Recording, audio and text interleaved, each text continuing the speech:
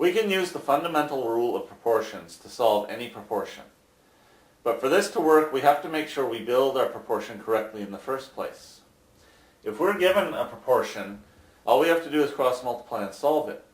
But if we're given a small word problem like this, we have to make the equation ourselves. And in this case, that means making the proportion ourselves. For every 3 students, we need 1 computer. We have 81 students. This type of problem can be easy to figure out just using logic, but you have to show your work in math. So building the proportion is the way of making the equation and showing your calculations. This is called a direct proportion. A direct proportion is a more means more situation or a less means less situation. In this situation, if we have more students, we will need more computers. If we have less students, we will need less computers. That means it is a direct proportion. And this is how you judge the situation and make sure that it's direct. For a direct proportion, this is how you build it so that you will be sure to get the right answer. Put the 2 numbers with the same unit on the left side, smaller number on top. I'm looking at my situation and I see I have 2 numbers that have students as their unit. 3 students, 81 students. So I'm putting them together on the left side of my proportion with the smaller number on top. Putting them on the left side is not mandatory. It's just the way I do it because I like to have a habit of building my equations the same way every time. It makes me stay organized and it makes me make less mistakes. Putting the smaller number on top is the same. I like to do it that way. I always do it that way and I make less mistakes that way. The next step is the remaining number goes together with one of the first 2. Now we have to analyze our situation. We can see that for every 3 students we need 1 computer. It's clear that 3 students and 1 computer go together in this situation. So therefore, since the 3 is on top, I'm putting the 1 on the top. They're together. I put the x in the last remaining place, and then I use the fundamental rule. I cross multiply and I solve. 3 times x equals 81 times 1. This simplifies to 3x equals 81.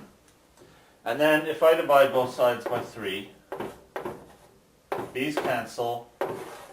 My x is isolated, and it is equal to 81 divided by 3, which is 27. The final answer to this problem is we will need 27 computers if we have 81 students. So make sure to give your answer, 27, with the unit of measure, which in this case is computers.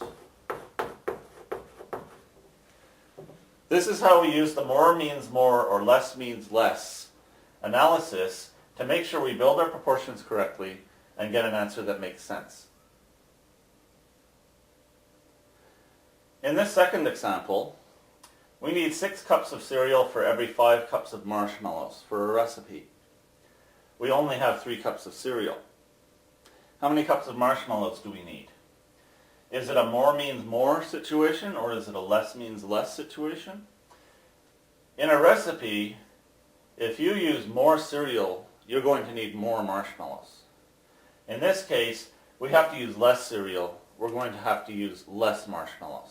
It's a less means less situation, which means it is a direct proportion, and we will build it using these rules. The 2 numbers with the same unit are the 6 cups cereal, 3 cups cereal. We put them together, smaller number on top, and then the remaining number goes together with one of the first 2. The 5 cups of marshmallows, obviously in this situation, goes together with the 6 cups of cereal. So the 5 and 6 have to go together. This time, that means putting the 5 on the bottom, because that's where the 6 is. The x goes in the last remaining place, and then we use the fundamental rule of proportions to solve. Top times bottom gives 3 times 5, equals bottom times top, which gives us 6 times x. This gives us 15 equals 6x. And if we divide both sides of the equation by 6, these cancel, our x is isolated, and 15 divided by 6 is 2.5. We just have to put the unit of measure and we're finished. What we were looking for is an amount of cups of marshmallows, so it is 2.5 cups of marshmallows.